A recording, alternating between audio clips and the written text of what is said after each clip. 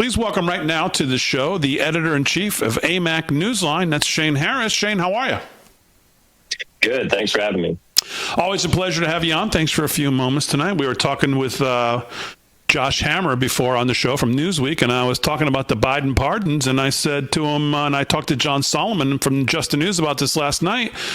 You know, the New York Times article that came out yesterday was, well, I think they thought they were helping Biden, but I don't think they did him any favors by admitting some of the things in there that, listen, this guy was clueless. President Trump was right about Biden's pardons. So what do you think all of this tells us about who was really running the country so far?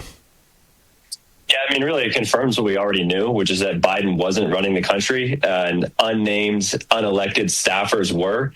And I actually put a piece out on this morning called "The Conspiracy Theorists Were Right Again." And I don't know how many times I've had to write that headline over the last couple of years. We're on one story after another. We find out later on something that was labeled a conspiracy theory by the corporate media early on turns out to be completely true, whether it was the COVID lab leak theory, the Hunter Biden laptop, and now Biden, what I like to call Pardongate, just gets deeper and deeper. And like you said, the New York Times, I think they thought they were doing Biden a favor, but I think they assumed we wouldn't read to the end of the story. So they put this headline up that says, oh, Biden says he signed off on all the pardons. And then at the end of the story, it's like, oh, actually, he didn't sign off on almost any of the pardons, just the one for his son. So I'm not really sure who they thought they were fooling by saving that for the end of the story. Yeah, I think that's, you make a good point. Maybe they figure people weren't going to kind of actually read through the kind of, you kind of parse through the language. And, I had that experience reading it. I thought to myself, wait a minute, this is not helpful. They're basically admitting here that this guy basically just kind of gave carte blanche to all the people around him, and he really had no idea. I think there was one part of the article that said when it came to some of the criminal part of it, that some of the jails actually had to call over and say, well, wait a minute, who are you referring to here? We don't even know. It's so random and so blanket. We don't even know who you're referring to. So I think you're right. But to the point, do you think this evolves? I asked Josh this. He didn't think it did. Because of the precedent and because of the plenary power of the presidential pardons, it's not going to get questioned. And he referenced some older inspector general from the Department of Justice letter that basically said, even if the president doesn't do it himself, if he delegates to somebody, it's just as good as if he did it. But John Solomon thought maybe there would be some fire if there was smoke here. Do you think this evolves into anything at all, or it's going to be too tough to kind of get to the end road here?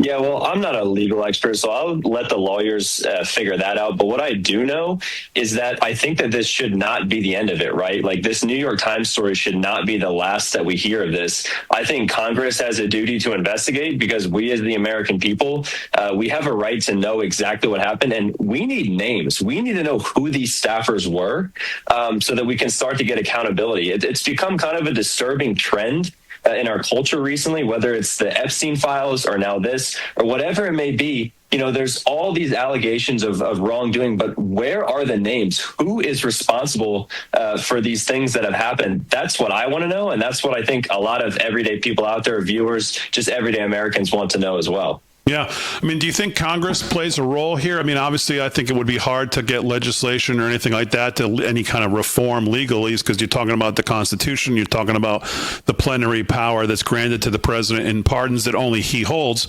But do you think there's any role for Congress or any other governing body here to step in other than investigation?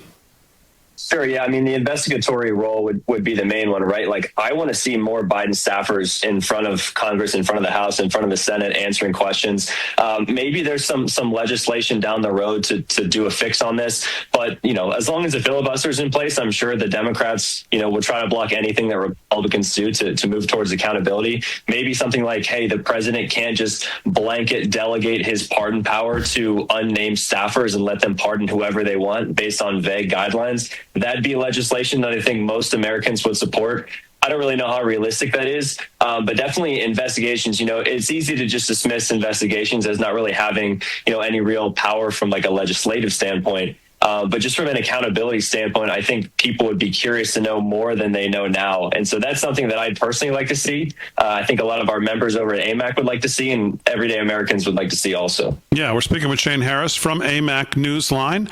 Of course, you can visit our friends at AMAC at amac.us/studio6b, amac.us/studio6b. Last thing, and there's another part of this, and that, of course, is what John Solomon was reporting yesterday about hopefully seeing Trump declassify some of this Russiagate stuff and then letting the Department of Justice appoint a special counsel. And I was saying to John, we look at Comey and all of the people involved, but let's not forget the media. The media's culpability in all of this stuff when it comes to what happened to Trump for the last 10 years as far as Russiagate. And then when you look at this Biden pardon thing, the media's culpability should be front and center because they knew it. They lied about it. They went along with it. They all told us we were crazy for knowing what our eyes and ears were telling us when we watched this guy.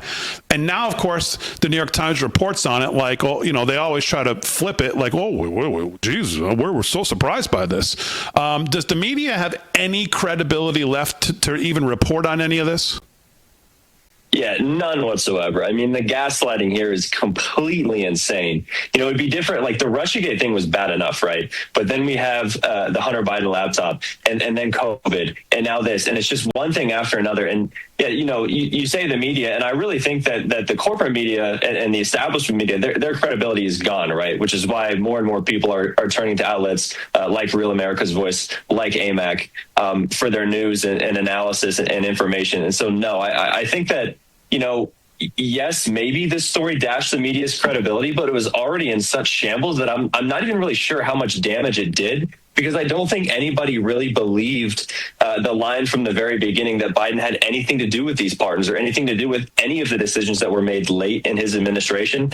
I don't think anyone believed that from the very beginning. So for most people, I think this story just was further proof of what they already knew, which is that the media, the corporate media, the establishment media had no credibility left whatsoever. Yeah, I think that's the case with a lot of things. When it came to COVID and vaccines and all this other stuff, we all knew it when we saw it, and it took 3 or 4 years for all the naysayers to kind of go, well, maybe they were right.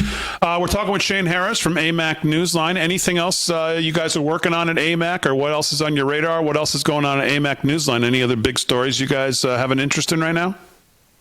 Yeah, absolutely. So we're covering a number of things. We're still, heavy on the big, beautiful bill, which passed over the 4th of July holiday. And now the big mission with that is turning to explaining what that bill does, how it benefits seniors. We just had a great piece we put out yesterday that the press secretary, the big, beautiful bill, which passed over the 4th of July holiday. And now the big mission with that is turning to explaining what that bill does, how it benefits seniors. We just had a great piece we put out yesterday that the press secretary, Caroline Leavitt, tweeted out about how that bill helps seniors.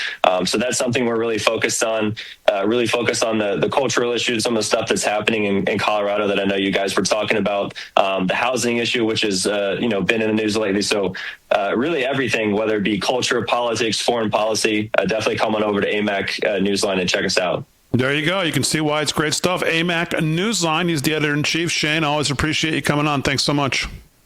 All right. Thank you. Shane Harris, he's the editor-in-chief of AMAC Newsline. They do great stuff, great stories, great news, and, of course, great deals. amac.us/studio6b. I don't know what the current deal is, but I think it was about 5 years for $35. I don't know what it was. $35. It's ridiculous, whatever it is. So some value. amac.us/studio6b. Go there now. amac.us/studio6b. And this audience, by the way, has responded in AMAC, and I hear it sometimes directly from them, in enormous numbers, and we appreciate you supporting them. And if you haven't, go to amac.us/studio6b now and check out whatever the deal is. And whatever it is, by the way, it's great. So